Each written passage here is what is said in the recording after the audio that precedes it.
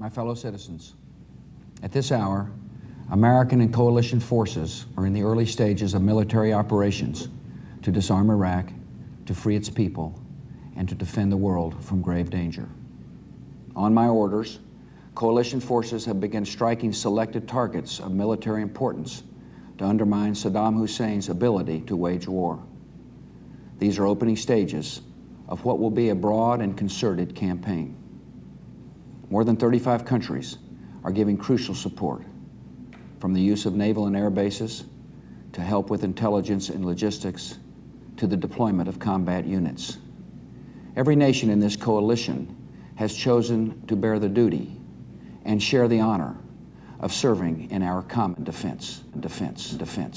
20 years ago, the US and UK invaded Iraq. Today, Tony Blair is free to go on television, has made a huge amount of money, the same with George Bush. At the same time, Julian Assange languishes in Belmarsh prison because he told the truth about this war. Light them all up. There is something deeply wrong with a society with those kind of priorities. When you look at the people who brought us the war in Iraq, the people who used everything at their disposal, the state machine, parliament, the media, when you look at what all those people did, nobody has faced any of the consequences. Even when the Chilcot report reported, Tony Blair set up his own press conference, paid for by the immense wealth which he now has, the many houses that he has. He was made envoy for peace in the Middle East. He was given a knighthood last year. Whereas all the people who told the truth about the war, the people who marched, what happened to them? The Muslim community penalised by the PREVENT system for telling the truth and for standing up for their rights. The people like Julian Assange, imprisoned in Belmarsh for all these years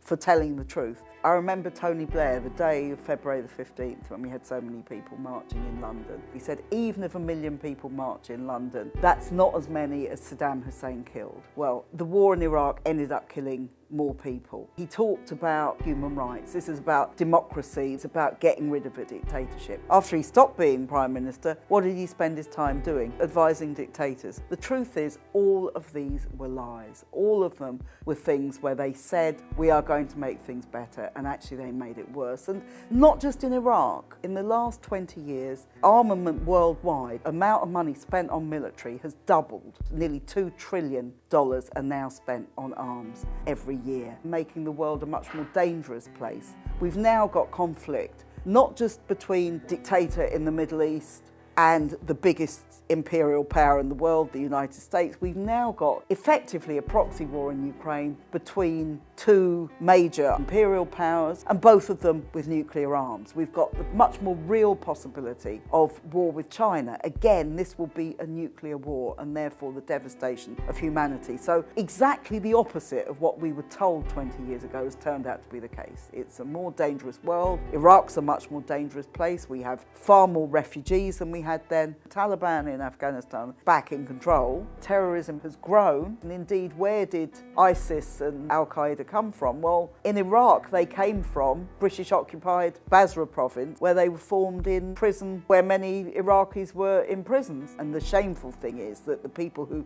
created the war are still being given awards, are still making huge amounts of money, and in the case of Tony Blair is still being invited onto the BBC to give his views on absolutely everything, instead of being in the dock at The Hague, which is where I think most people in Britain would like him to be. From the very beginning, from the time he went to Bush's ranch in the spring of 2002, Tony Blair was absolutely fully committed to every aspect of the war in Iraq. He lied about the existence of weapons of mass destruction, which had never been found because they didn't exist, and there were all sorts of people who said so at the time, including the UN weapons inspectors, who you might think would be people who did have some particular knowledge about this. This was all dismissed by Blair, by Alistair Campbell, when they devised a dossier. And this is the man who promoted the dossier. It was over the Evening Standard that day. Iraq can attack Britain in 45 minutes. I think a period of silence from Alistair Campbell would be welcomed by everybody, instead of which he seems to be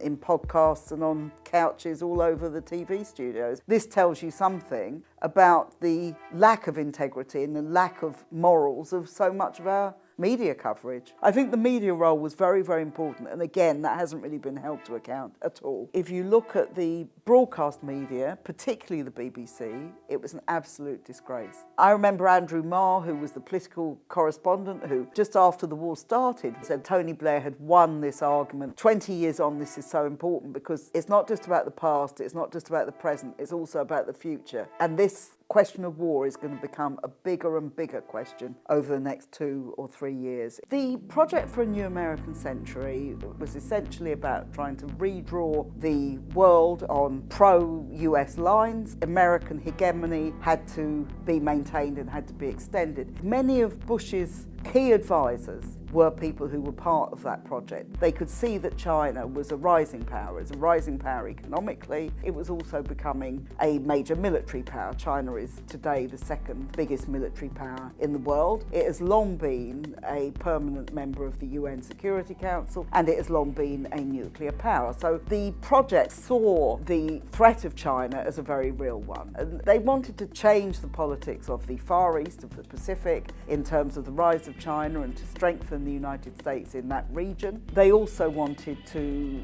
redraw the politics of the Middle East, and that particularly meant boosting Saudi Arabia and Israel as their two closest allies in the region against Iraq and against Iran, and that's a policy that's continued. The Middle East itself, there are very few democratic governments, and that is to do with the way in which imperial powers decided on a particular form of government which really didn't care about democracy. They were concerned with having regimes which were closely connected to them politically, economically and militarily, and that's what's been created. Yes, Saddam Hussein was a dictator. He was a dictator who was put into power through the acts of the United States, but he was by no means unique in that region. Saudi Arabia, for example, has been engaged in a war against Yemen for 7 years. No question about regime change. The murder of a journalist carried out at the behest of members of the Saudi royal family. Nothing is done. You know, we're talking here about extremely undemocratic states. The British government, the United States governments are perfectly happy to work with those people as long as they keep the area secure for oil profits. That's the bottom line. We had many, many Iraqis in this country who campaigned with us against the war in Iraq. Not because they liked Saddam, actually they had suffered, they'd been put in prison, they'd suffered terrible torture, they'd suffered all sorts of things at his hand, so they knew exactly what was going on, but they also knew that the war was not going to make it better for ordinary Iraqis. Actually, it would mean, as it has meant, a breakup of the country, a complete destruction of lives, of livelihoods, of huge numbers of refugees who are treated appallingly when they get to any of the countries that were involved in the war, the impact of things like depleted uranium, all sorts of terrible things that the Iraqi people have suffered. Perhaps the most shocking one was the revelation of what happened in the Iraqi prison of Abu Ghraib, where American troops were torturing people, were photographing them in the most degrading way, were treating them like animals, were doing all these sorts of things. This is not only in contravention of every international legal agreement about the way in which prisoners of war, or indeed any prisoners, should be treated. It also told you exactly what the occupation was about. The occupation was about repression and cruelty and putting down the people who dared to stand up against the American invasion. And Abu Ghraib showed that in the most horrific terms. But you know, you can't separate a brutal war, shock and awe, the bombing of cities which took place, the invasion, the cruelty, the siege of Fallujah, all these things that went on. You can't separate that from the repression that followed. They're very much part of the same thing. And if you're invading a country and occupying a country, one of the things you have to do is to dehumanize the population that you're occupying, because you have to justify what you're doing, and that's what they did.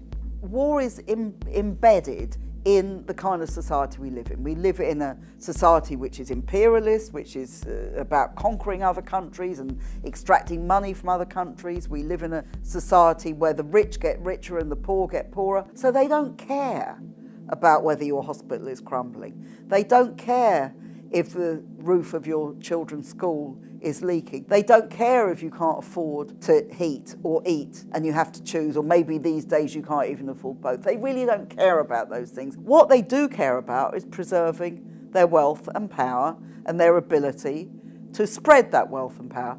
And war and weapons are absolutely central to their ability to do so. This is locked into their system, and that's why they do it. And that's why we have to fight against it.